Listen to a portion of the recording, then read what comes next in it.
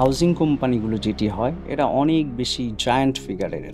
এরা বাংলাদেশের মিডিয়াকেও অনেকাংশে নিয়ন্ত্রণ করে, কয়েকজন মিডিয়ার মালিকও আছেন। তো সেক্ষেত্রে আমাকে অনেক বেশি চাপের মধ্যে পড়তে হয়েছিল। কিছুক্ষণ পরে আমার একজন আনসার সদস্য বলছে যে স্যার, ওর হাতে যে রামদাটা দেখছেন এটা মনে হচ্ছে ককশিট টকশিট দিয়ে বানানো কোনো কিছু একটা। হ্যাঁ, তো আমরা খুব ভালো করে খেয়াল করে দেখি যে আসলেই তো তাই। তখন আমার দুইজন আনসার সদস্য ওকে যে ধরেছে আর কি।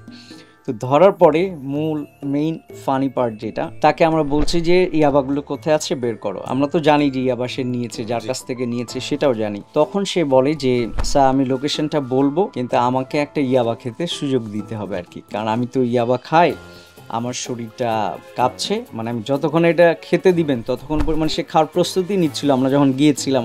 মানুষের হ্যাপিনেস যাতে আমাকে টাচ করে সেটা যেমন হতে হবে, একই সাথে মানুষের স্যাডনেস যাতে আমাকে টাচ করে এটা ফিল করতে হবে একজন মানুষ। এবং আমি যেটা করি, কল্পনাতে কোনো যদি দাড়িওয়ালা মানুষ আমার কাছে আসে, পাঞ্জাবি পরে এসছে, যার চেহারার সাথে, যার পোশাকের সাথে আমার বাবার চেহারা মিল আছে, তখন এটাকে কল্পনায় নিয়ে চলে আসতে হবে যে আমার বাবা এসছে, অথবা আমার চাচা এসছে, অথবা আমার গ্রামের দুঃসম্পর্কে কোনো চাচা এসছে। এই বোধোদয় যদি কারো থাকে তাহলে সে এই সরকারি চাকরিতে আসা উচিত। তাহলে সে বিহেভিয়ারটা ওইভাবেই করবে, তার সাথে কাজটা ওইভাবে করবে, সেবাটা সে ওইভাবে দিবে আর কি। কিন্তু কারো যদি মনে হয় যে আমি অফিসার হয়ে গেছি, আমার চালচলন তথাকথিত যে অফিসার সুলভ সেটা যদি হয়, তাহলে তার আসা উচিত হবে না এখানে।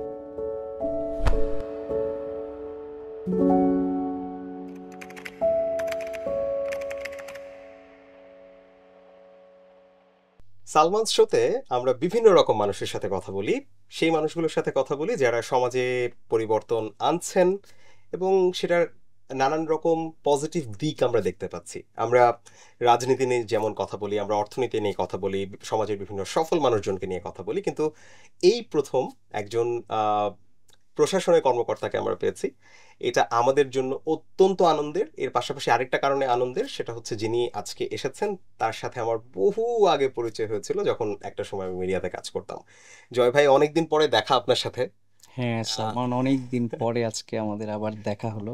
রাইট, মানে আপনি যে আপনার এই ব্যস্ত সময়ের মধ্যে আমাদেরকে সময় দিয়েছেন এই জন্য অনেক ধন্যবাদ, এবং এই শোয়ের সুবাদে যে আপনার সাথে আরেকবার দেখা হইলো এটা আনন্দের আমার জন্য। এটি আমিও বলবো যে এটা তোমাকেও ধন্যবাদ যে তুমি অনেকদিন পরে হলো আমাকে ডেকেছো, মনে করেছো। আর আমাদের তো আসলে অনেক স্মৃতি আছে একসাথে কাজ করার। এক্স্যাক্টলি। জয় ভাই, এখন তো রূপগঞ্জের ইউএনও হিসেবে কাজ করছেন। আমি একটু এইভাবে প্রশ্নটা করি যে ধরেন মিডিয়া মিস করেন কিনা, যে সময়ে আসলে চিন্তা করলেন যে না, মিডিয়া না, আমি আসলে সরকারি চাকরি করব, ওই সময়কার গল্পটাও একটু আগেও হয়তো কথা হচ্ছিল। না আসলে যখন মিডিয়াতে আমি কাজ শুরু করেছিলাম তখন তো স্টুডেন্ট ছিলাম, তখন আমার মিডিয়ার প্রতি একটা ন্যাক ছিল, একটা আলাদা ভালোবাসা ছিল, এখনও আছে। বাট এখন তো আমি প্রশাসনে চলে এসেছি কাজ করার জন্য। একটা বিষয় আমি অবজার্ভ করেছি যে মিডিয়া সবসময় কাজ করে কি, তারা অবজার্ভ করে এবং এটাকে এক্সপ্রেস করে। আর আমি এখন যেখানে কাজ করছি প্রশাসনে, এখানে যেটা হয় আমরা অবজার্ভ করি এবং একই সাথে প্রবলেমগুলোকে আমরা সলভ করার জন্য এক্সিকিউশন পলিসিতে যাই। তো এটা দুটো পার্থক্য আর কি, এটা আমার কাছে মনে হয়েছে। আর এটা সত্য যে একটু মিস করি, কারণ মিডিয়াতে যারা কাজ করে এদের একটা আলাদা ভালোবাসা থাকে মিডিয়ার প্রতি। এটার টোটাল এনভায়রনমেন্টটাই ডিফারেন্ট। যেমন মিডিয়াতে যারা কাজ করে, সহকর্মী যারা থাকে, এদের মধ্যে একটা আত্মিক টান কাজ করে। আর আমাদের অফিসিয়ালি যে আমরা যাদের সাথে কাজ করি, আমাদের রিলেশনটা মোস্ট অফ দ্য ফর্মাল, খুবই ফর্মাল অ্যাটায়ারে আমরা চলি আর কি। ভাই, একটা জিনিস কেমন এনজয় করেন এখনকার কাজটা? কারণ আপনি নিজে বলছিলেন যে মিডিয়াতে কি ঘটছে সেটা জানানো হয়, কিন্তু মিডিয়ার আসলে তো ওই সক্ষমতা আসলে থাকে না যে ওই জায়গাটার পরিবর্তন করার। কিন্তু আপনি এখন যে পর্যায়ে আছেন, আপনার জন্য কিন্তু সমস্যাগুলো ধরে ধরে অনেকটাই সমাধান করা সম্ভব। কেমন এনজয় করেন? রিস্ক আছে নিশ্চয়ই। রিস্ক আছে, ছোট্ট একটা উদাহরণ দিলেই বোঝা যাবে। যেমন ভুলতা গাউছিয়া, এটি একটা সড়কের একটি জায়গা। ঢাকা সিলেট যে হাইওয়েটা আছে, জি, এটার মধ্যে একটা জাংশন হচ্ছে ভুলতা গাউছিয়া সড়ক। বেশ কয়েকদিন ধরে, লাস্ট 1 মান্থ ধরে বিভিন্ন টেলিভিশন চ্যানেল এটি দেখাচ্ছে যে এখানে ফুটপাত দখল করতে গিয়ে যারা হকার ব্যবসায়ী রয়েছেন তারা মেইন রাস্তাটাই দখল করে ফেলেছেন। তো যে কারণে সেখানে অল টাইম জ্যাম লেগে থাকে এবং আমাদের অনেক আত্মীয় স্বজন যারা চলাফেরা করেন তারাও এসে কমপ্লেন করেন ওভার ফোনে। হুম, হুম। তো আমি যেটা করলাম, আমি ৪ বার উচ্ছেদ করেছি এটি। বাট আমি উচ্ছেদ করি, পরের দিন আবার হকাররা করতে বসে পড়েন এবং প্রায় ২,০০০-এর মতো হকার রয়েছেন। তো পার্মানেন্ট সলিউশনের জন্য আমি বিভিন্ন স্টেক হোল্ডার যারা রয়েছেন, হকার যারা রয়েছেন, ব্যবসায়ী যারা আছেন, বাস সিএনজি ড্রাইভার যারা রয়েছেন, সবাইকে ডাকলাম, ডেকে একটা মত বিনিময় করলাম। একই সাথে সাংবাদিক যারা রয়েছে হুম, তাদেরকেও ডেকেছি। সবাই মিলে একটি বললেন যে পার্মানেন্ট সলিউশন দরকার। তো সলিউশনটা আমরা আসলে কোনোভাবে পাচ্ছিলাম না। শেষ পর্যন্ত আমরা যেটা করেছি, উপজেলা প্রশাসনের পক্ষ থেকে ২৪ জন আনসার নিয়োগ করেছি। হুম, হুম। এখন আনসাররা এটা টেক ওভার করেছে, তারা এখন টোটালি ক্লিন রেখেছে। লাস্ট 1 উইক ধরে কোনো ধরনের জ্যাম নেই। তো এই প্রশাসন এবং মিডিয়ার পার্থক্য হচ্ছে এটা, যে সমস্যা যেটি হয় সেটি মিডিয়া ফোকাস করে আমাদের কাছে তুলে ধরে, এবং আমরা সেটিকে এক্সিকিউট করার ট্রাই করি আর কি। ভাই, আমি এই প্রশ্নটা যদি একটু এভাবে জানতে চাই, ধরেন হকাররা ফুটপাত দখল করছে, এটা যেমন ভুল, তার যে জায়গাটার কথা বলছেন ওখানকার জন্য যেমন সত্যি, এটা আমরা যেখানে থাকি সেখানকার জন্য সত্যি, এই যেখানে বসে আমরা শোটা করছি হয়তো গুলশানের ঠিক আশপাশের অঞ্চলগুলোর জন্য সত্যি। এটা তো একটা মানে আমাদের একটা স্মার্ট সিটি তৈরি করার জন্য একটা বড় ধরনের সমস্যা। আবার আপনি যখন হকার উচ্ছেদ করতে যাবেন, কিছু মানুষ দাঁড়ায় যাবে যে অমানবিক হচ্ছে, তারপরে এদের জীবনের কি হবে, রাইট? এরকম এরকম পার্সপেক্টিভ আছে কিন্তু, যেটা এখন আমরা ঢাকা বিশ্ববিদ্যালয়ে দেখতে পাচ্ছি যে আহ, ওরাও যে হকার বা ছিন্নমূল মানুষজনকে অথবা মানে আমি এভাবে বলি যে নেশাখোর মানুষজনকে, যাদের জন্য স্টুডেন্টরাও মারা গেছে আপনার আমার ক্যাম্পাস। সো এই চ্যালেঞ্জগুলো ম্যানেজ করেন কিভাবে? কারণ দুটো এটি দিক আছে। হচ্ছে আমাদের যারা অ্যাডমিনিস্ট্রেটর, আমরা যারা ফিল্ডে ওয়ার্ক করি, জি। আমাদেরকে দুইভাবে লক্ষ্য রাখতে হয়। হকার যারা রয়েছেন তারাও দেশের সিটিজেন, তাদেরও বেঁচে থাকার তাগিদে এই কাজগুলো করতে হচ্ছে। তো অল্টারনেটিভ জব যখন আমি ক্রিয়েট না করতে পারছি, অল্টারনেটিভ ওয়ে যখন তাদেরকে দেখাতে না পারছি, তখন আমাদেরকে অনেক বেশি সহনীয় হয়ে কাজ করতে হয় তাদের সাথে। কথাবার্তা কিংবা উচ্ছেদের আগেও আমরা যেটা করি, মাইকিং করে দিই যাতে তাদের যে মালপত্রগুলো আছে সেগুলো যাতে ক্ষতিগ্রস্ত না হয়। তো আমার চেয়ারে বসে আমাকে দুটো দিকেই দেখতে হয়। একটি হচ্ছে জেনারেল পাবলিকের যে পারসেপশন, একই সাথে যার বিরুদ্ধে আমি অভিযান চালাচ্ছি তারও একটা পারসেপশন আছে, তার একটা ডিফারেন্ট অ্যাঙ্গেলে তার একটা বক্তব্য আছে। তো এই দুটোর আমরা সমন্বয় করার চেষ্টা করি। তো এই করতে গিয়ে অনেক সময় রূঢ় হতে হয়, অনেক সময় খুবই ডিপ্লোম্যাটিক ওয়েতে তাদেরকে বোঝাতে হয়।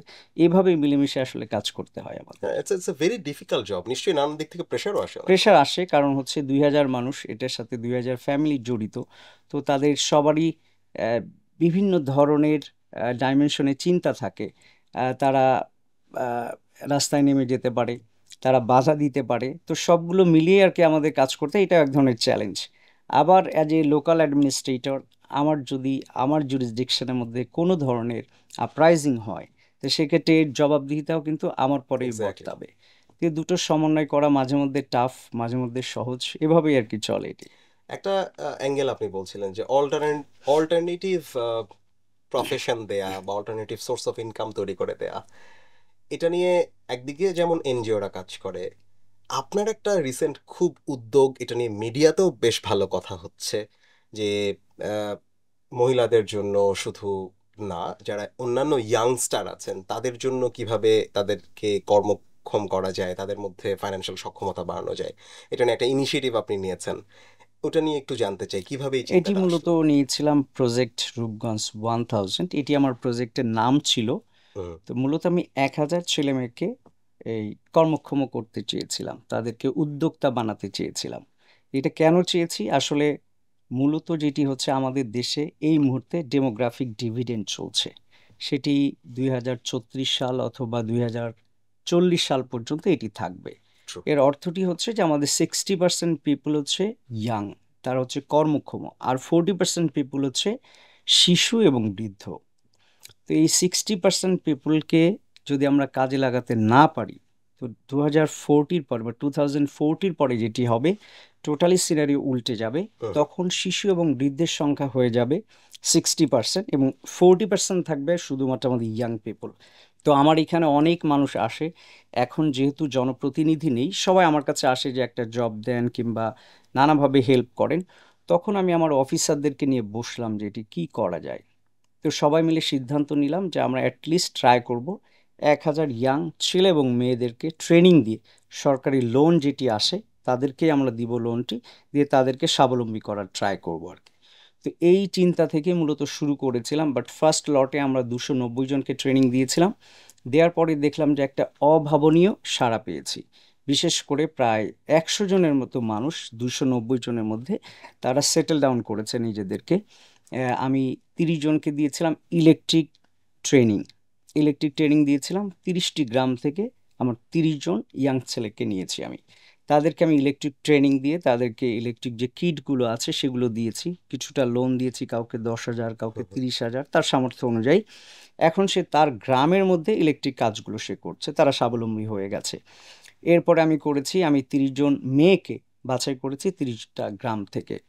তাদেরকে আমি বিউটি পার্লারের ট্রেনিং দিয়েছি। এটি ঢাকা শহরের মতো এত পশ বিউটি পার্লার না। তারা গ্রামের যে বিয়ে শাদিগুলো হয়, জন্মদিন হয়, এগুলোতে তারা বাসা বাড়িতে গিয়ে ফ্লোটিং তারা বিভিন্ন জায়গায় যাচ্ছে এবং সেখানে যে কাজগুলো করছে। তো তারাও স্বাবলম্বী হয়ে উঠেছে। ওয়ান্ডারফুল। তো এগুলো করার পরে বিভিন্ন মিডিয়াতে এটা প্রচার পেয়েছে। তখন অনেক ছেলে মেয়ে আমার কাছে এসে তাদের সিভি জমা দিয়েছে। এরপরে আমরা আরও 300 জনকে করিয়েছি। তো টোটাল আমাদের এই পর্যন্ত প্রায় 650 জনের মতো কমপ্লিট হয়েছে, বাকিগুলো অন প্রসেস আছে। That's really wonderful. ভাইয়া, ধরেন এই চমৎকার ইনিশিয়েটিভটা এটা ন্যাশনাল স্কেলে কিভাবে ছড়ানো যেতে পারে, এইটার জন্য আপনারা আসলে, আমি জানি না মানে এটার প্রসেসটা কি, যে একটা তো হলো মিডিয়া তার মতো করে প্রমোট করতে পারে সো দ্যাট বাকি ইউএনও এবং অন্যান্য সরকারি কর্মকর্তারা এটা দেখেন, এর বাইরে আপনাদেরও কি কোনো ইনসাইট স্টাডি হয় যে এটাকেও না, আছে। আমাদের মিনিস্ট্রি থেকে কিন্তু বিশেষ করে যুব ক্রীড়া মন্ত্রণালয়, মহিলা ও শিশু বিষয়ক মন্ত্রণালয়, তারা যার যার অবস্থান থেকে রিসার্চ করছে, তাদেরকে ইয়াং ছেলে মেয়েদেরকে কাজে লাগানোর ট্রাই করছে আর কি। বাট আমার এটা দেখার পরে আমাদের বেশ কয়েকজন ইওনো তার এখানে শুরু করেছে। যেমন যশোরের একটি উপজেলা থেকে একজন ইওনো আমাকে ফোন করেছিল যে আমি কোন ফরম্যাটে এটি করেছি, সেও সেখানে এক্সিকিউট করছে।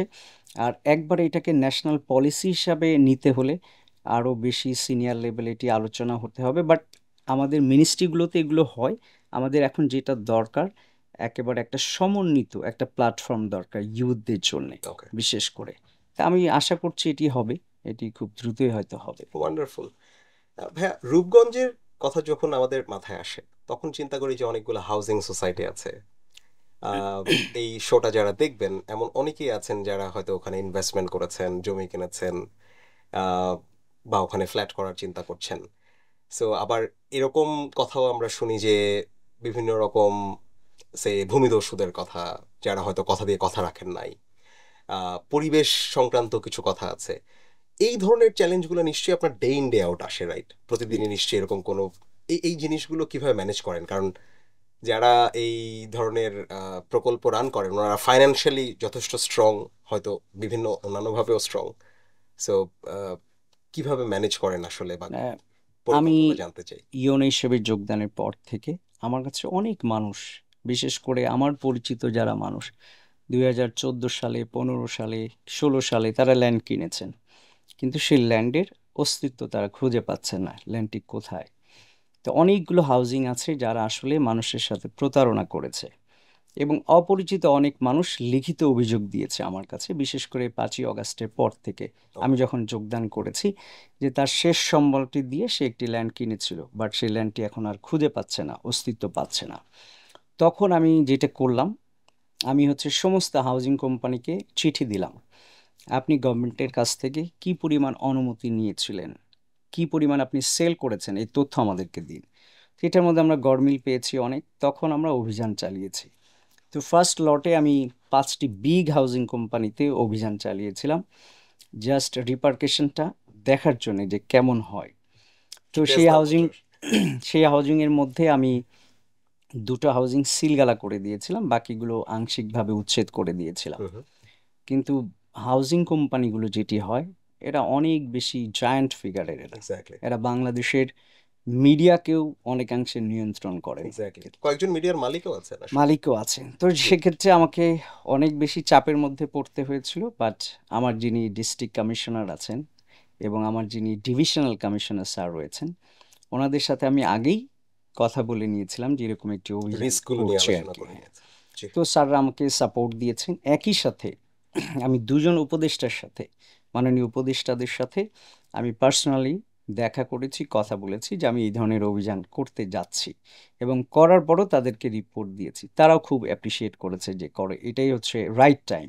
কারণ গত ১৬-১৭ বছর আসলে এই হাউজিং কোম্পানিগুলোতে কোনো ধরনের অভিযান চালানো হয়নি, যে কারণেই তারা ইচ্ছে মতো মানুষের ল্যান্ড গ্র্যাব করেছে, কারো ল্যান্ড ভাড়া করে সেটাকে সেল করে একটা দিয়েছে, সাইনবোর্ড এরকম দিয়ে সেল করে হয়েছে, শুরু সেল করেছে। করেছে। তো এখন রিপারকেশন আসবে, এটার মধ্যে দিয়ে কাজ করতে হবে, কাউকে না কাউকে কাজ করতে হবে এবং সেটি করছি আমি। রাইট। ভাই আপনার ইনফ্যাক্ট মিডিয়ার মাধ্যমে জানতে পারা যে আপনার যেই ইউনিয়ন অফিস আছে, আপনার যে ইউনিয়ন অফিস, সেটার কার্যক্রমটাকে অনেক বেশি স্মার্ট করার চেষ্টা করেছেন। কি কি ইনিশিয়েটিভ নিয়েছেন? কারণ আমি বিভিন্ন মানুষজনের ইন্টারভিউ দেখছিলাম যে ওনারা বলছিলেন আমরা খুবই খুশি এখানে এসে সেবা পাচ্ছি। সব জায়গায় হয়তো এত খুশি মনে সবাই বলে না। আপনার এখানে ম্যাজিকটা কি? না, ম্যাজিকটা বলতে আমি যেটি করেছি, আসলে আমরা যারা ইয়োনো আছি, আমরা তো বাংলাদেশেরই এরকমই ফ্যামিলির কোনো সন্তান যারা আমার কাছে আসেন সেবা নিতে আর কি। রাইট। তো এটা যদি কোনো ইয়োনো এসিল্যান্ড মাথায় রাখেন যে আমারই ফ্যামিলির কেউ এসছেন, আমার বাবা মার মতোই কেউ এসছেন, কিংবা আমার গ্রামের কেউ এসছেন, এটা মাথায় থাকলে আসলে তার সাথে যে আমি ব্যবহারটা করব, এই ব্যবহারের মাধ্যমে কিন্তু সে বুঝে যাবে যে না, আমি তাকে ওন করছি। হ্যাঁ, তো আমি যেটা করেছি, প্রতি মঙ্গলবারে আমাদের হিয়ারিং থাকে, এটা সারা বাংলাদেশে মোটামুটি ফিক্সড, মঙ্গল বুধবার হুম, হুম। এটা হিয়ারিং থাকে, পাবলিক হিয়ারিং। পাবলিকের সমস্যাগুলো আমার কাছে বলবে, আমি সমাধানে ট্রাই করব। এখন যেহেতু জনপ্রতিনিধি নেই এবং মানুষের সবচেয়ে প্রিয় বস্তু হচ্ছে ল্যান্ড, তো আমার এখানে ল্যান্ড ব্যবসায়ীদেরই মূলত দৌরাত্ম্য। রাইট। তো ১০০ জন মানুষ আসলে ৯০ জনেরই থাকে ল্যান্ডের সমস্যা। এই কারণে আমি প্রতিটা দিনই এখন পাবলিক হিয়ারিংয়ের জন্য উন্মুক্ত করেছি। আর দেখা যায় অনেক মানুষ যখন আসে, আমার রুমের মধ্যে একটা ক্যামেরা দেয়া আছে, মনিটরে আমি দেখতে পাই যে অনেক মানুষ বাইরে অপেক্ষা করছে। তখন আমি বাইরে চলে যাই, যে বাইরে যেয়ে ওদের সাথে দাঁড়িয়ে দাঁড়িয়ে কথা বলি যে কী সমস্যা, এবং সমস্যাগুলো রেখে টেবিলে রাখি না। আমি ইনস্ট্যান্ট যদি মনে করি যে এখন কোনো হাউজিং কোম্পানির এমডিকে ফোন করার দরকার, আমি ফোন করি, তাকে টাইম বেঁধে দিই, উনি এসছেন, ওনার এই দাবি, আপনি কাগজপত্র দেখে আমাকে 7 দিনের মধ্যে এটার সমাধান দিবেন, আর না দিলে আমরা আইনগত প্রসেসে যাব। তো এরকম করলে হয়তো 50টার মধ্যে 40টা সমাধান এরকম হয়ে যায়। হয়ে যায়। এইটা একটা। আর একটা সমস্যা আমার ওখানে, সেটি হচ্ছে মাদক এবং হচ্ছে বিবাহ বিচ্ছেদ। এটা খুবই বেশি পরিমাণে, বিশেষ করে যারা নিম্নবিত্ত রয়েছেন ওখানে, যেহেতু আমার ওখানে অনেক ফ্যাক্টরি, অ্যারাউন্ড 700 ফ্যাক্টরি রয়েছে। তো এই ফ্যাক্টরিতে অনেক ওয়ার্কার রয়েছেন যারা বাংলাদেশের বিভিন্ন প্রান্ত থেকে আসেন, বাসা ভাড়া নিয়ে তারা এখানে ফ্যাক্টরিতে কাজ করেন। হুম, হুম। তো মাদক বেশি অ্যাভেলেবল হওয়ার কারণে এদের ফ্যামিলি বিচ্ছেদটা অনেক বেড়েছে আর কি। তো এরকম অনেক মহিলা আসেন আমার কাছে, আমি যেটা চেষ্টা করি যে তার হাজব্যান্ডকে ডেকে নিয়ে আসি, নিয়ে এসে সমাধান করার চেষ্টা করি, না হলে আইনগত প্রসেস যেগুলো রয়েছে সেগুলো দেখিয়ে দিই এবং সেটা হেল্পও করি আর কি। তো এইভাবে কাজ করছি, এগুলো কাজ করাতে এলাকাবাসী একটু খুশি আর কি। না, দ্যাটস হুম, ওয়ান্ডারফুল। হুম। এবং অনেকেই আপনাকে মানবিক ইউএনও বলার শুরু করেছেন। এটা আমাদের জন্য দেখতে অনেক আনন্দের যে যার সাথে একসাথে আমরা একসময় কলিগ হিসেবে চাকরি করতাম, বড় ভাই হিসেবে পরিচয় দিতে ভাল লাগে, তাকে যখন সাধারণ মানুষজন একজন সরকারি কর্মকর্তাকে যখন মানবিক কর্মকর্তা বলছেন, দ্যাটস রিয়েলি ওয়ান্ডারফুল। ভাই, আমার আরেকটা জিনিস জানার আছে। আপনি ফ্যাক্টরির কথা বলছিলেন, প্রচুর শ্রমিক অসন্তোষ হয়েছে এই 5 অগাস্টের পরে সাভার অঞ্চলে। আপনার এলাকায় মোটামুটি সেই হিসেবে আমার মনে হয় কমই হয়েছে। আপনি কি কি উদ্যোগ নিয়েছেন যাতে এই শ্রমিক অসন্তোষ বা মালিক এটি পক্ষের? আমি যেটি করেছিলাম যে আমি ৩রা সেপ্টেম্বর 2024 আমি জয়েন করেছি ওখানে। জয়েন করে আমি 6ই সেপ্টেম্বর সমস্ত ফ্যাক্টরি যারা ওনার ছিলেন, হুম, হুম। অনেকে ওনার এসছেন, অনেকে এমডি লেভেলে, জিএম লেভেলে কাউকে পাঠিয়েছেন, তাদের সাথে আমি কথা বলেছি যে আপনাদের সমস্যাগুলো কি, এগুলো আমাদেরকে জানান। তো ওনারা যেটি বলেছেন যে এখন পরিবর্তিত পরিস্থিতির কারণে শ্রমিকদের মধ্যে এক ধরনের অস্থিরতা আছে, এবং দেশে যেহেতু একটু অস্থির অবস্থা ছিল, জি। অনেক ফ্যাক্টরি ওনার কিন্তু আসলে ফ্যাক্টরি ঠিকমতো রান করতে পারেননি ওই সময়। জি। এবং আমার ওখানে একটি গাজী টায়ার ফ্যাক্টরি ছিল, সেটা পাবলিক সেটি পুড়িয়ে দিয়েছিল একটা সময়। জি।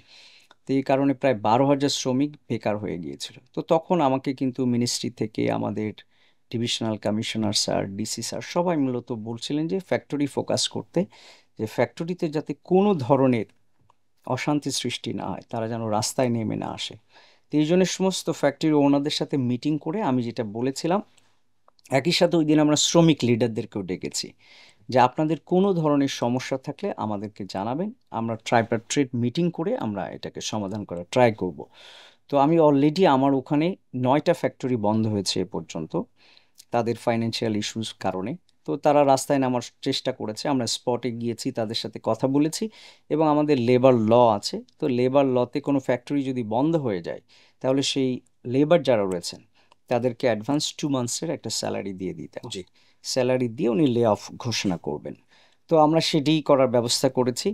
গতকালকেও রাতে আমি কিন্তু অনেক রাত পর্যন্ত আমি এবং আমার ওসি সাহেব, একটা ফ্যাক্টরির মালিক চলে গেছেন, তার 125 জন ওয়ার্কার ছিল বেতন না দিয়ে। তখন আমরা তার ফোন ট্র্যাক করেছি, করে ঢাকা থেকে তাকে ধরে নিয়ে গিয়েছি, গতকালকের ঘটনার কথা বলছি। পরে তারপরে মালিককে বলেছি যে আপনি স্যালারিটা দিয়ে দিবেন, দিয়ে আপনি অফ করে দেন আর কি। তো উনি আজকে স্যালারিটা দিয়েছেন, কালকে থেকেই ফ্যাক্টরি ওনার আমাদের হেফাজতেই ছিল, আমরা তাদেরকে স্যালারিটা দিয়ে দিয়েছি, এখন তারা শান্ত। তো এইভাবে মূলত জাস্ট আমরা মিটিংয়ের মাধ্যমে এই কাজগুলো করছি আর কি। দ্যাটস রিয়েলি মানে এনকারেজিং। কারণ বাংলাদেশের বিভিন্ন জায়গায় আহ, এই শ্রমিক অসন্তোষের কারণে আমাদের অর্থনীতির চাকাটাও আসলে আমার মনে হয় স্থবির হয়ে যাচ্ছিল, বাট আলহামদুলিল্লাহ এখন অনেকাংশেই বেটার। ভাইয়া, আপনি আহ, প্রশ্নটা একটু এভাবে করি। আপনি আহ, রূপগঞ্জের মানুষের আহ, জনপ্রশাসন কর্মকর্তা, পাশাপাশি আপনি আপনার ব্যাচের যারা অন্যান্য বিসিএস কর্মকর্তা আছে তাদেরও নেতা। সারা বাংলাদেশের যারা ইউনো আছে, এসিল্যান্ড আছে, আহ, তাদের সাথে এই এনগেজমেন্টটা এই ব্যস্ততার মধ্যে করতে পারেন? হ্যাঁ, এটি আমরা করি। বিশেষ করে আমরা আমাদের হোয়াটসঅ্যাপ গ্রুপ আছে, সেখানে আমরা কথাবার্তা বলি। আর এটি শুধুমাত্র আমাদের চাকরি রিলেটেড, ব্যক্তিগত অনেক ইস্যুস থাকে। রাইট। তো কারোর যদি কোনো সমস্যা থাকে তারা রিচ করে, আমরা আমাদের সাধ্যমতো সেটিকে আমরা মিনিস্ট্রিতে উপস্থাপন করি আর কি। আর আমাদের আসলে এটা কোনো ট্রেড অর্গানাইজেশন না, তো যে কারণে আমাদের মধ্যে এক ধরনের লিমিটেশন থাকে, আমাদের চাওয়া কিংবা আমাদের প্রত্যাশার একটা লিমিটেশন থাকে। মূলত আমাদের সার্ভিস রিলেটেড ইস্যু নিয়েই আমরা কাজ করি আর কি। বাহ। ভাইয়া, আপনার মতো যারা হইতে চায় এখনকার জেনারেশন, আহ, অনেকেই সরকারি কর্মকর্তা হওয়ার স্বপ্ন দেখে। ইনফ্যাক্ট আমি বলবো আজ থেকে কয়েক দশক আগে মানুষ যতটুকু ইন্টারেস্টেড ছিল, এখনকার ছেলেমেয়েরা যারা দেশের বাইরে যাচ্ছে না, দেশে সেটেল করার চিন্তা করছে, অনেকেই চিন্তা করছে যে না, আমি দেশ বদলাতে চাই। এবং সেই পার্সপেক্টিভে সরকারি কর্মকর্তা হওয়া এটা কতটা এম্পাওয়ারিং, এবং এদের জন্য আপনার কি কোনো পরামর্শ থাকবে কিনা? পরামর্শ বলতে কি আসলে সরকারি চাকরিটা এটা শুধু বাংলাদেশে না, সারা ওয়ার্ল্ডেই, বিশেষ করে যারা অ্যাডমিনিস্ট্রেশনে জব করে তাদের একটু কাজ করার সক্ষমতা বেশি থাকে, পাবলিকের টাচে যাওয়ার। তো অ্যাজ ইয়াং পিপল যারা রয়েছে তাদেরকে বলবো যে সবাই চায় বাংলাদেশি সিটিজেন হতে আর কি, হ্যাঁ। তো আমার পরামর্শ থাকবে সিটিজেন না, চেঞ্জ মেকার হও। কারণ হচ্ছে আমরা সব সময় বলি যে এটা নাই ওটা নাই এই সমস্যা, কারণ হচ্ছে আমরা 16 কোটি মানুষ কিংবা 17 কোটি মানুষ বসবাস করি 1,55,000 বর্গ কিলোমিটার জায়গার জি। মধ্যে। ছোট্ট একটা উদাহরণ দিই, আমি মাস্টার্স করেছি আমেরিকাতে, ওখানে হচ্ছে ইউনিভার্সিটি অফ অ্যালাবামাতে, ওইটার আয়তন হচ্ছে 1,53,000 বর্গ কিলোমিটার, আমাদের খুবই কাছাকাছি। জি। লোক সংখ্যা বসবাস করে 48 লাখ অনলি। অনলি। আর সেখানে একই জায়গাতে আমরা বসবাস করি 17 থেকে 18 কোটি জি। মানুষ এক জায়গায়, যে কারণে আমাদের সমস্যার কোনো শেষ নাই। এই সমস্যাগুলো আমরা সব সময় রেইজ করি, কিন্তু রেইজ করার সাথে সাথে আমাদের যেটি করতে হবে, আমাদেরকে চেঞ্জ মেকার হতে হবে। যেমন আমার এখানে যারা রাস্তায় ব্যবসা করছেন, মোস্ট অফ দ্য মানুষজনই ইয়াং। তো তাকেও যদি আপনি আস্ক করেন যে আপনি কি চান, সে নানা সমস্যার কথা বলবে, ইভেন জ্যামের কথাও সে বলবে, বাট জ্যাম যে সে ক্রিয়েট করছে, তার যে বাধা দেওয়া উচিত এটি সে বলবে না। হুম। তো এই কাজটি আমাদের করতে হবে, বিশেষ করে ইউথদের যদি ভয়েস রেইজ হয়, সারা পৃথিবীর পলিটিক্স বলেন, সোশ্যাল সিনারিও বলেন, এভরিথিং চেঞ্জ হয়ে যাবে। ইউথদেরকে ভয়েস রেইজ করতে হবে এবং নিজে অবস্থান থেকে এটাকে চেঞ্জ করার ট্রাই করতে হবে। আরেকটি হচ্ছে, আমি সবসময় বলি, এটা বাগাড়ম্বর হতে পারে আমার বয়সের তুলনায়, অনেস্টি এবং প্যাশন, এই দুটো খুব ভালো করে দরকার আমাদের। যেমন আমি এখন সরকারি চাকরি করছি, আমার অনেস্টি থাকতে হবে এবং আমার চাকরিতে একটা প্যাশন আছে, একটা টার্গেট আছে, আমি কি করতে চাই, তো সেইভাবে আমাকে কাজ করতে হবে। কেউ হয়তো চাইবে যে মিডিয়াতে কাজ করবে, সেখানেও তার একটা অনেস্টির ইস্যুজ আছে। জি। যেমন আমাদের সার্ভিসে প্রমোশনগুলো হয়, পোস্টিংগুলো হয়, এটা সত্য যে অনেকাংশে নানা ইস্যুস থাকে, বাট দেখা যায় আমার আন্ডারে যে কাজ করে সেই অফিসার যদি সৎ হয়, ভালো অফিসার হয়, আমি যখন কোনো একটা জায়গাতে যাব, আমার কোনো অফিসার প্রয়োজন হবে, তখন আমি তাকে পিক করে নিব। তো এরকমই আর কি। তো সৎ অফিসারদের সব সময় একটা ডিমান্ড থাকে, এটা সব সার্ভিসের ক্ষেত্রে সেম। That's wonderful. ভাই, চাকরি তো মানে আমি যদি একটু এভাবে চিন্তা করি, আপনি এক যুগেরও বেশি সময় ধরে সরকারি হুম। চাকরি করছেন, অনেক রকম অভিজ্ঞতা নিশ্চয়ই হয়েছে। এমন কোনো গল্প কি আমাদেরকে বলবেন যেটা আপনাকে নাড়িয়ে দিয়েছিল কোনো একটা মানুষের সাথে? দুটো গল্প বলি ছোট্ট ছোট্ট জি। করে। একটি হচ্ছে 2018 সালের দিকে, 17 সালে। এটি হচ্ছে আমি তখন কক্সবাজারে ট্যুরিজম ম্যাজিস্ট্রেট। তখন হচ্ছে মায়ানমার থেকে অনেক মুসলিমকে যখন বাংলাদেশে বিতাড়িত করা হলো, বাংলাদেশের মধ্যে ঢোকানো হলো, তখন ওই রোহিঙ্গা ইনফ্লাক্সের সময় আমি ফার্স্ট রেসপন্ডার টিমের মেম্বার ছিলাম আর কি। যখন মিনিস্ট্রি থেকে সিদ্ধান্ত নেওয়া হলো যে তাদেরকে ওয়েলকাম করো, তো আমরা হচ্ছে পানি এবং স্যালাইন নিয়ে ওখানে গিয়েছি। তো প্রতিদিন শত শত মানুষ আসছে, তাদেরকে আমরা বিভিন্ন জায়গা দেখিয়ে দিচ্ছি, আর তাদেরকে আমরা টেন্ট দিচ্ছি থাকার জন্য আর কি। একই সাথে আমরা প্রথম মাসখানেক খাবার রান্না করে তাদেরকে খাওয়াতাম, ওকে। শুকনো খাবারও দিতাম। তো দুটো মেয়ে আসছে, এই মেয়েটা বয়স হচ্ছে একটা 4 বছর আর একটা 2 বছর আর কি। বাট তারা খুবই ওয়েলদি ফ্যামিলির, মানে মিয়ানমারে তারা খুব ভালো ফ্যামিলির আর কি, তাদের পোশাক, তাদের চেহারা। তো তখন ওইটা দেখে দেখলাম যে ওরা একটা পলিথিনের উপরে শুয়ে আছে, প্রচণ্ড বৃষ্টি হচ্ছিল। তো ওর মা হচ্ছে খাবারের লাইনে দাঁড়ানো, ওর বাবাকে তারা মেরে ফেলেছে আর কি। তো আমার তখন বড় মেয়েটার বয়স তখন ওরকম 2 ইয়ার্স অথবা 1 ইয়ার এরকম হবে। জি। তো এইটা দেখে আমি এত শকড হলাম। তো তখন আমি ফেসবুকে একটা পোস্ট দিলাম তাকে নিয়ে আর কি, যে এই ছবিটা আমাকে খুব টাচ করেছে এটা দেখে। এই বাচ্চাটার ছবি ফেসবুকে দেখার পরে আমার অনেক পরিচিত মানুষ তাকে সাহায্য করার জন্য, মানে হেল্প করার জন্যে, তারা আমার কাছে আগ্রহ দেখালেন আর কি। জি। ইভেন এরকম হয়েছে, বাংলাদেশের স্বনামধন্য একটা গেজেট অ্যান্ড গিয়ারটে বিক্রি করে তারা, এরকম কোম্পানির মালিক। উনি যখন ইউএসএ ছিলেন, উনি ইউএসএ থেকে ফোন করে আমাকে বললেন যে আমি 10 লাখ টাকা দিব, ওদেরকে কোনো একটা কিছু ব্যবস্থা করে দাও আর কি। তা আসলে আমাদের টাকা নেওয়ার সুযোগ ছিল না সরাসরি জি। এভাবে। তো তার পরবর্তীতে আমরা সরকারিভাবে যেভাবে করার দরকার, তার একটা ঘর করে দেয়া, রেশন কার্ড করে দেয়া, এগুলো আমরা করে দিয়েছি। এবং আমি যতদিন কক্সবাজার ছিলাম, আমি পার্সোনালি ওই ফ্যামিলিটাকে ফলো আপ করেছিলাম আর কি। তো এটা আমাকে খুবই টাচ করে। আর একটা ফানি বলি, একটা ফানি একটা গল্প। জি। সেটি হচ্ছে আমি কক্সবাজারে অনেক মাদকের অভিযান করতাম। তো আমাকে মাদকের যে ইন্সপেক্টর, উনি বললেন যে স্যার আজকে প্রায় 5 লাখ পিস ইয়াবা আসবে মায়ানমার থেকে, আমরা সেটাকে ধরবো। তো মোবাইল কোডটা রাতে করতে হবে। তো নর্মালি মোবাইল কোড আমরা দিনে করি। হুম। তো ওই দিন আমরা দিন থেকে মোবাইল কোড শুরু করেছি। তো বিকাল 5টা থেকে অভিযান শুরু করেছি, আমরা দুটো শেষ করে আমরা লাস্ট টার্গেটের জন্য অপেক্ষা করছি আর কি। তো 3টা বাজলো, তখনও পর্যন্ত তাকে আমরা পাই নাই আর কি। 3:30টার দিকে আমরা খবর পেলাম যে সে আমাদের কাছাকাছি চলে এসছে আর কি, মানে যিনি ইয়াবা নিয়ে আসছেন তার সাথে আমাদের ইনফর্মার আছে আর কি। ওকে। তো ইনফর্মার যে ছিল 3:30টার দিকে, তাকে মাদক ব্যবসায়ী বুঝে ফেলেছে যে সে হয়তো কোথাও ইনফরমেশন পাস পাস করেছে। করছে। তখন সে তার যে গাড়িটা ছিল সিএনজি, সেটা থেকে সে নেমে পালিয়ে গেছে আর কি। তো এরপরে ফোন ট্র্যাক করে আমরা একটা বাসাকে ট্র্যাক করেছি যে এই বাসায় সে আছে। সেখানে আমরা গিয়েছি।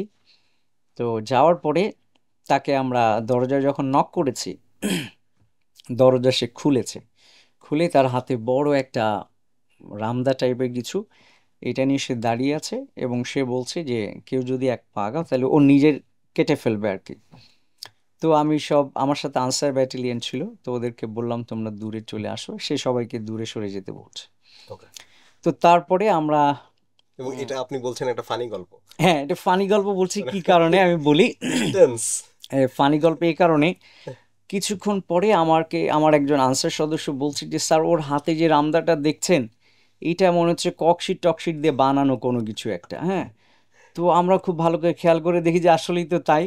তখন আমার দুইজন আনসার সদস্য ওকে যে ধরেছে আর কি। তো ধরার পরে মূল মেইন ফানি পার্ট যেটা, তাকে আমরা বলছি যে ইয়াবাগুলো কোথায় আছে বের করো। আমরা তো জানি যে ইয়াবা সে নিয়েছে, যার জি। কাছ থেকে নিয়েছে সেটাও জানি। তখন সে বলে যে স্যার আমি লোকেশনটা বলবো, কিন্তু আমাকে একটা ইয়াবা খেতে সুযোগ দিতে হবে আর কি, কারণ আমি তো ইয়াবা খাই, আমার শরীরটা কাঁপছে, মানে আমি যতক্ষণ এটা খেতে দিবেন ততক্ষণ মানে সে খাওয়ার প্রস্তুতি নিচ্ছিল আমরা যখন গিয়েছিলাম আর কি, ওকে।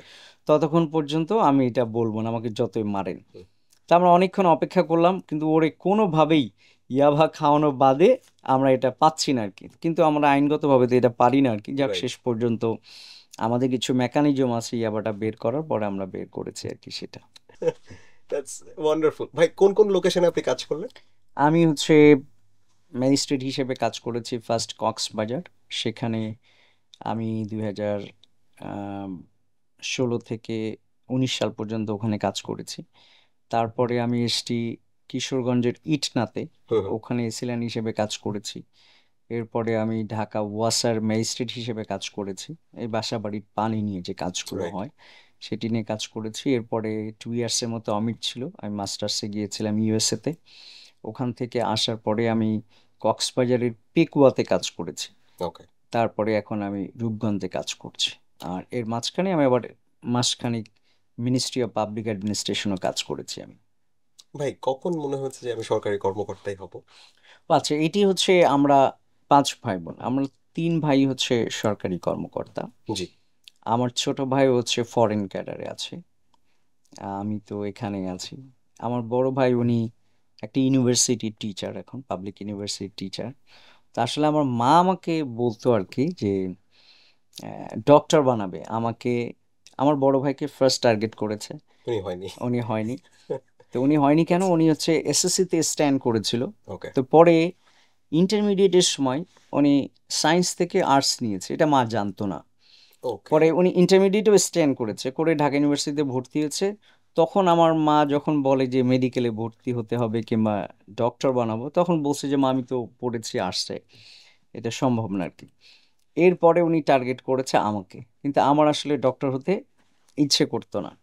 তো আমার ইমিডিয়েট ছোট যেটা ফরেন ক্যাডার, তো ওকে তখন মা বলতো যে ডক্টর বানাবে, আর আমাকে বলতো যে ইওনো বানাবে আর কি। তখন ইওনো বলতো না, তখন টিওনো বলতো আর কি। জি। কারণ হচ্ছে কি থানা যে আমার নির্বাহী মা অফিসার। যখন এসএসসি পরীক্ষার সময় আমার বড় ভাইকে নিয়ে গেছে, আমার বোনদের নিয়ে গেছে, আমাকে নিয়ে গেছে, কিংবা বৃত্তি পরীক্ষার সময়, এটা দেখে আমার মা প্রায় বলতো যে টিওনো বানাবে আর কি।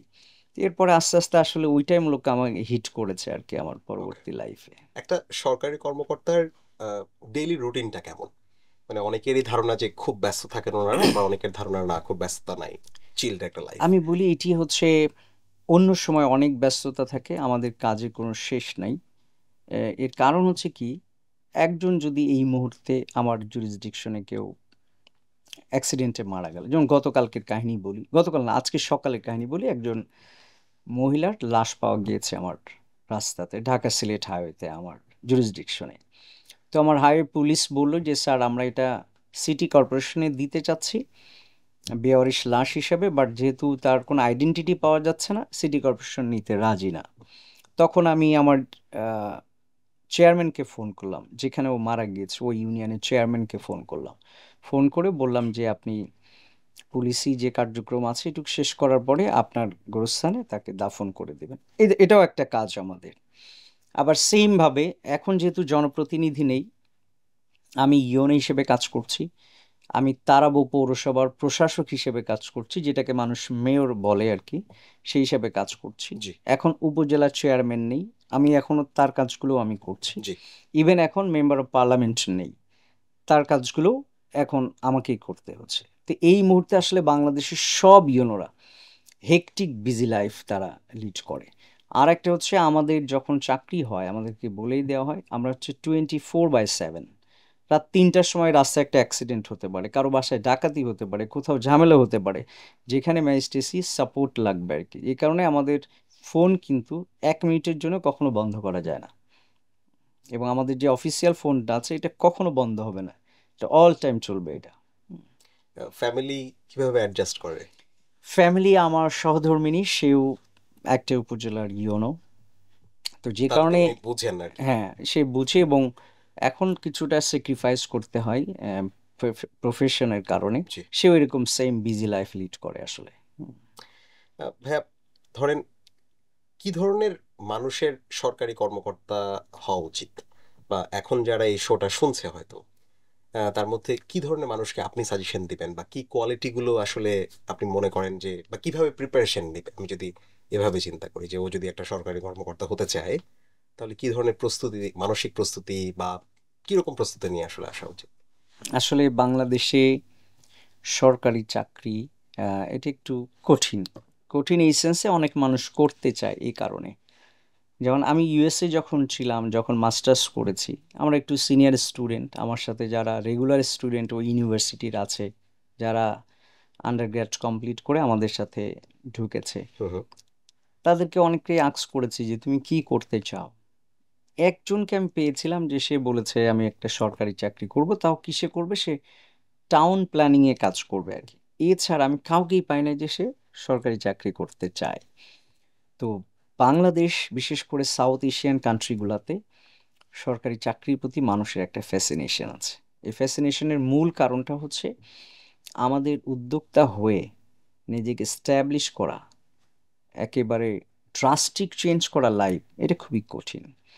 কিন্তু সরকারি চাকরিতে আসলে সরকারি কিছু ফ্যাসিলিটিস আছে, যেমন আমি ইউনো, আমার একটা বাংলো আছে, হয়তো আমার এক সরকারি কাজের সুবিধার্থে একটা গাড়ি আছে। এই সমস্ত কারণে বাংলাদেশের অনেক তরুণ চিন্তা করে আমি সরকারি চাকরি করব।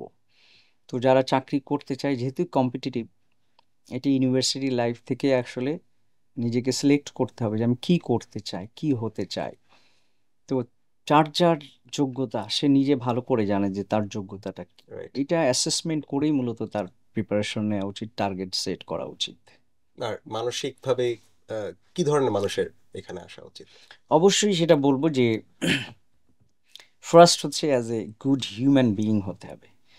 মানুষের হ্যাপিনেস যাতে আমাকে টাচ করে সেটা যেমন হতে হবে, একই সাথে মানুষের স্যাডনেস যাতে আমাকে টাচ করে এটা ফিল করতে হবে। একজন মানুষ, এবং আমি যেটা করি কল্পনাতে, কোনো যদি দাড়িওয়ালা মানুষ আমার কাছে আসে পাঞ্জাবি পরে এসছে, যার সাথে, যার চেহারার সাথে, যার পোশাকের সাথে আমার বাবার চেহারা মিল আছে, তখন এটাকে কল্পনায় নিয়ে চলে আসতে হবে যে আমার বাবা এসছে, অথবা আমার চাচা এসছে, অথবা আমার গ্রামের দুঃসম্পর্কে কোনো চাচা এসছে। এই বোধোদয় যদি কারো থাকে, তাহলে সে এই সরকারি চাকরিতে আসা উচিত। তাহলে সে বিহেভিয়ারটা ওইভাবেই করবে, তার সাথে কাজটা ওইভাবে করবে, সেবাটা সে ওইভাবে দিবে আর কি। কিন্তু কারো যদি মনে হয় যে আমি অফিসার হয়ে গেছি, আমার চাল চলন যে তথাকথিত যে অফিসার সুলভ যেটা, সেটা জি। যদি হয়, তাহলে তার আসা উচিত হবে না এখানে। ভাই, আই থারলি এনজয়েড দ্য কনভারসেশন। আমার মনে হয় আপনার কাছ থেকে আরো কিছুক্ষণ যদি এই গল্পগুলো শুনতে পারতাম, ওইটা আরো অনেক মজা লাগতো। থ্যাংক ইউ সো মাচ আমাদেরকে সময় দেওয়ার জন্য। ইনশাল্লাহ ভবিষ্যতে আবারও আমরা কথা বলার সুযোগ পাবো। থ্যাংক ইউ সালমান, এবং আমি তো বরাবরই সবসময় তোমার ফ্যান ছিলাম, এবং তুমি যখন এই লাইফে এসছো আর কি, তখন আমি চিন্তা করতাম যে তুমি বাংলাদেশের ওয়ান অফ দ্য বেস্ট এক সময় আরজে হবা, এবং জি। সেটা হয়েছো। তোমার মতো করে তুমি ইয়ে করেছো, তুমি আমাকে ডেকেছো। Thank you so much for this honour. দেখা হবে আবার থ্যাংক ইউ ইনশাল্লাহ। ভাই। Thank you.